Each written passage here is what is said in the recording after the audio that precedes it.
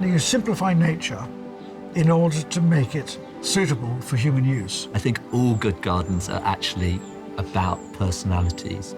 They're a type of designer whose personality is just on the boil so strongly that it can fill a landscape quite easily.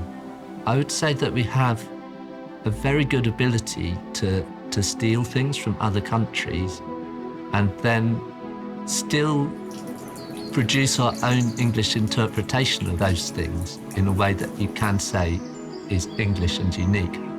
There were major phases where we did do things differently, and that's particularly in the 18th century. Many of our landscapes may well be sculpted, and nowadays, when they've grown in after 250, 300 years, we may not even recognise the hand that created them.